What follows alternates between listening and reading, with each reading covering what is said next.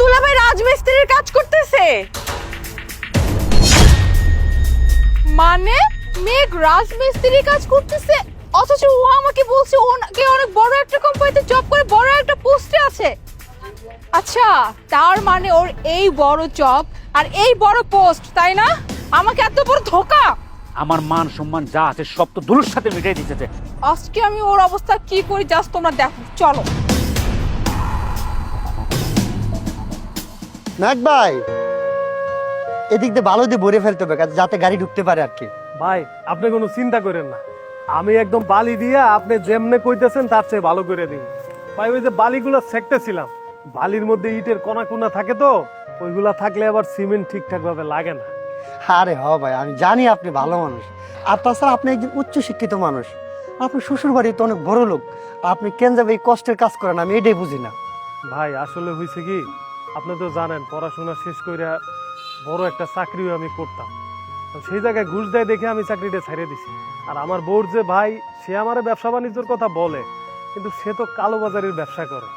আমি চাই না খারাপ কিছু করতে, আমি চাই জীবনে যতদিন বাইচা আছি সৎভাবে মাথার গাম পায়ে ফেলে ইনকাম করবো। এই কাজ কয়দিন করতেছি, এরপরে ভাই এই কাজ ছাইরে একটা ব্যবসা বাণিজ্য ধরুন। ভাই আপনারা দেখলে না, অনেক কিছু শিকার আছে। দুলাভাই,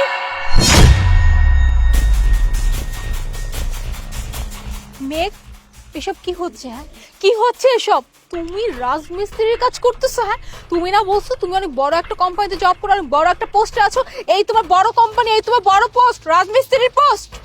মানে তোমরা আমার কথাটা শোনো। প্রথমে আপনি এইটা বলেন যে আপনি এখানে রাজমিস্ত্রির কাজ করতেছেন। দেখো তোমরা আমার ভুল বুঝতেছো, আমার কথাটা শোনো। কি কথা শুনবো তোমার? কি বলবে এখন? কি ভুলভাল বুঝাবে? এখন তো এটাই বলবে, না এমন না তেমন না। শোনো, আমরা না খুব ভালো করে দেখতে পাচ্ছি তুমি এখানে কি করতেছো। তুমি খুব সুন্দর রাজমিস্ত্রি বেশি আছো, আর এখানে এই যে বালু সিমেন্ট এসব নিয়ে কাজ করতেছো, আবার বলতেছো যে শোনো আমার কথা, শোনার জন্য কিছু বাকি রাখছো তুমি। হ্যাঁ, তুমি এত বড় ধোঁকা আমাকে কিভাবে দিলে? হ্যাঁ, কিভাবে দিলে? মিথ্যা কথা কি করে বললে? হ্যাঁ, তুমি এটা জানতে না আমি যদি সত্যিটা কোন জেনে যাই তাহলে তোমার উপর থেকে আমার বিশ্বাস উঠে যাবে। মোনা, তুই এখনো দাঁড়াই আছিস না? এই আবাদির বাচ্চা একটা রাজমিস্ত্রি এখনো স্টেপ নিচ্ছে। আমি উকিলের কাছে ফোন দিয়েছি, ডিফিউজের ব্যবস্থা করতেছি। ওর সাথে তোর সংসার করার দরকার নাই, আজকে ওরে তালাক দিবি তুই যদি আমার বোন হইয়া থাকস। ভাইয়া একদম ঠিক কথা বলেছে, তুমি না দুলাভাইকে ডিভোর্স দিয়ে দাও, কারণ না দিলে আজ বাদে কাল আমার কলেজে যে ফ্রেন্ড সার্কেল গুলো আছে ওরা আমাকে কি বলবে, যে আমার বোনের হাজবেন্ড কিনা রাজমিস্ত্রি। ছি আপু, তুমি ভাইয়ার কথা শোনো।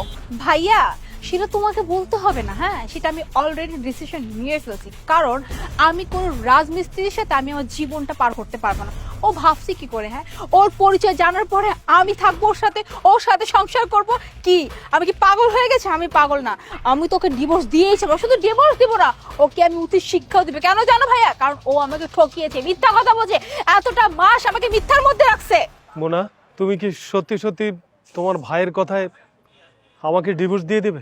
জি, আমি তোমার সাথে মজা করতেছি না। তুমি ভাবলে কি করে তোমার এই পরিচয় জানার পরে আমি মুনা তোমার সাথে সংসার করব, তোমার সাথে থাকবো? হ্যাঁ আপু, এখনই চলো। এই থামেন আপনারা, মুখ সামলে কথা বলেন। উনি হচ্ছে একজন ভদ্রলোক মানুষ, শিক্ষিত মানুষ, আর তাছাড়া কি বলছেন, উনি রাজমিস্ত্রির কাজ করে বলে কি পয়সা গেছে? কাজ কখনো ছোট হইতে পারে না, ঠিক আছে? আপনার ভাই তো মেঘ ভাইকে ব্যবসা দিতে বলছিল, কিন্তু মেঘ ভাই কেন ব্যবসা করে জানেন? কারণ আপনার ভাই তো করে কালোবাজারের ব্যবসা, আর মেঘ ভাই একজন সৎ মানুষ, এটার জন্য তার কালোবাজারের ব্যবসা করে নাই, বুঝতে পারছেন? সে সৎ মানুষ, মাথার গাম পায়ে ফেলায় কাজ করে রাখায়, আর আপনারা তার এত বড় অপমান করতে পারলেন? চুপ, লম্বা লম্বা কথা বলবেন না। আবাদির ফুয়া গাট্টিগুল করে এলাকায় ফাড়াই দেবো। এখানে কিভাবে কন্ট্রাক্টারি করেছে আমি দেখতে দিই, সব বন্ধ করে দেবো আর ফোলাফোন দিয়া। ব্যাস, অনেক হয়েছে।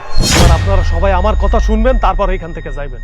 আচ্ছা, আমি মাইনা নিতেছি যে আমি একজন রাজমিস্ত্রির কাজ করতেছি, আমি একটা উচ্চ শিক্ষিত পোলা হয়েও আমি রাজমিস্ত্রির কাজ করতেছি। আপনি আপনি কি করছেন? আপনি তো মুনার বড় ভাই, আপনি কি ভালো কাজ করেন?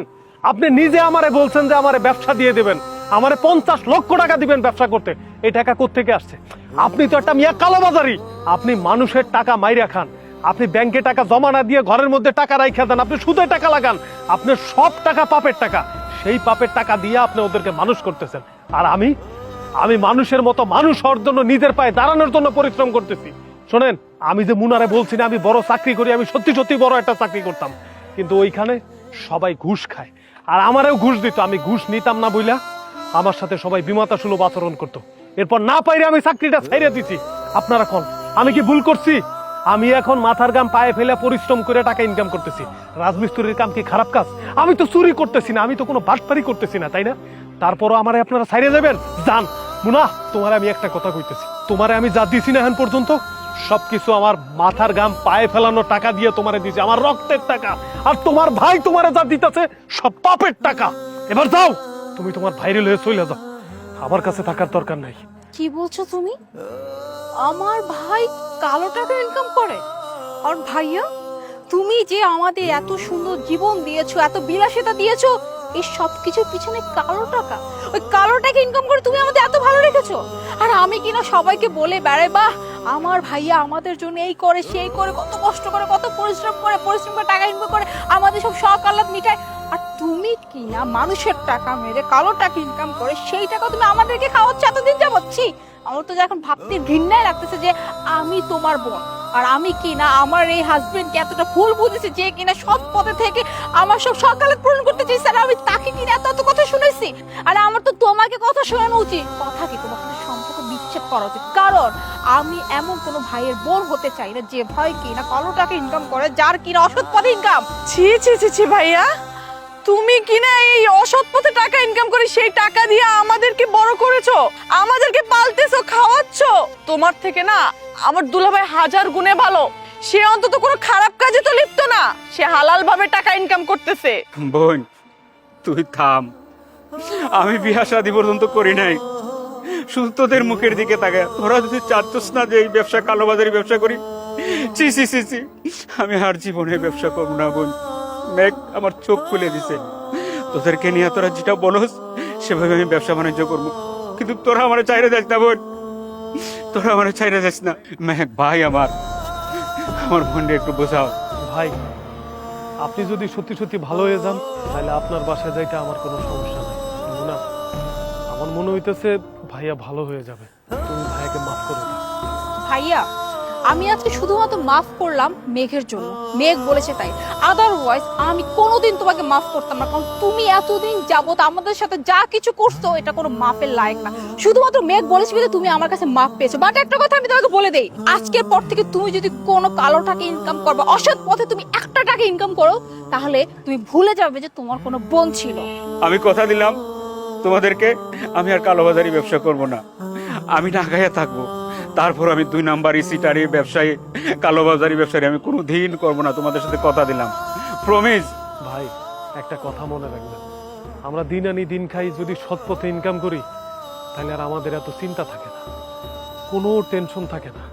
আমরা মানুষের পেটে লাথি না দিয়া নিজের পায়ে নিজে দাঁড়ানোর চেষ্টা করি। সৎ পথে ইনকাম করলে অন্য কিছু না হোক, অন্তত রাত্রে ঠিকঠাক মতো ঘুমাইতে পারবে। ঠিক আছে বোন, তাহলে তোমরা বাসায় চলো, সবাই একসাথে খানা পিনা করবো।